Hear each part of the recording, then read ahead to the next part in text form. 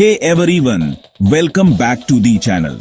आज मैं अपने टाइम के सबसे इंटेंस जियोपॉलिटिकल एस्केलेशन में डीप डाइव कर रहा हूं। ईरान इजराइल वॉर में यूएस का डायरेक्ट इंटरवेंशन और इसका दुनिया के लिए क्या मतलब हो सकता है। चलो एक सेकंड के लिए रिवाइंड करते हैं। 13 जून 2025 को इजराइल ने कई ईरानी न्यूक्लियर और मिलिट्री साइट्स पर सरप्राइज एयर स्ट्राइक की।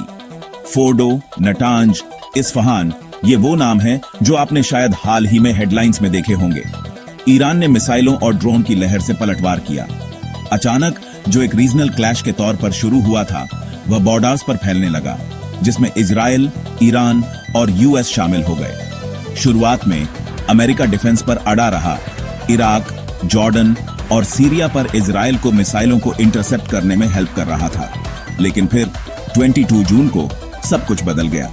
यूएस ने ईरान की कुछ सबसे क्रिटिकल न्यूक्लियर फैसिलिटीज पर डायरेक्ट स्ट्राइक की। हम बात कर रहे हैं B-2 बॉम्बर्स, टोमाहॉक क्रूज मिसाइलों और बड़े बंकर बस्टर बॉम्ब्स की, ऐसी चीजें जो आप आमतौर पर केवल वॉर डॉक्यूमेंट्रीज में देखते हैं। तो यूएस ने पूरा दांव क्यों लगाया? इसके कई कारण हैं। फर्स्ट, इजराइल की डिफेंस के लिए अमेरिका का पाका वादा। सेकंड, ईरान की बढ़ती न्यूक्लियर कैपेबिलिटीज को लेकर डीआर, यूएस और इजरायली इंटेलिजेंस ने इसे रेड लाइन माना।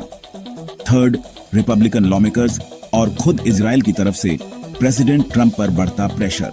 और यह भी नहीं भूलना चाहिए, पहले मिसाइल डिफेंस की फेलियर ने चुभन दी थी, तो इस बार यूएस ऑफेंसिव हो गया। लेकिन यहां बात कॉम्प्लिकेटेड हो जाती है। यूएस ने कांग्रेस की परमिशन के बिना और बड़े इंटरनेशनल सपोर्ट के बिना काम किया। प्रेसिडेंट ट्रंप ने इसे एक बोल्ड सोलो मूव बताया।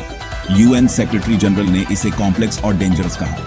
ईरान ने एक इमरजेंसी सिक्योरिटी काउंसिल मीटिंग की डिमांड की और स्ट्राइक्स को इंटरनेशनल लॉ का सीरियस वायलेशन बताया। और हां, रूस, चीन, तुर्की और फ्रांस सभी ने यूएस के एक्शन की कड़ी निंदा की। इसका असर ये तेजी से फैल रहा है। ईरान पूरे मिडिल ईस्ट में जवाबी कार्रवाई की धमकी दे रहा है, जिसमें स्ट्रेट ऑन ऑफ हॉर्मुज को बंद करना भी शामिल है, जो ग्लोबल ऑनियल के लिए एक चौक पॉइंट है। ईरान समर्थित प्रॉक्सी ग्रुप्स जैसे हौथीज ने भूमध्य सागर में पहले ही इजरायली जहाजों पर हमला किया है।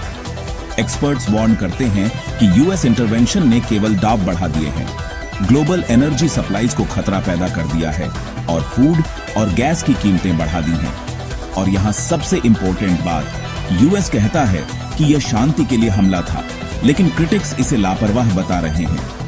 चाहे आप इसे किसी भी तरह से देखें, अमेरिका के इस कदम ने एक रीजनल कॉन्फ्लिक्ट को ग्लोबल क्राइसिस में बदल दिया है। एक ऐसा क्राइसिस जो आने वाले सालों तक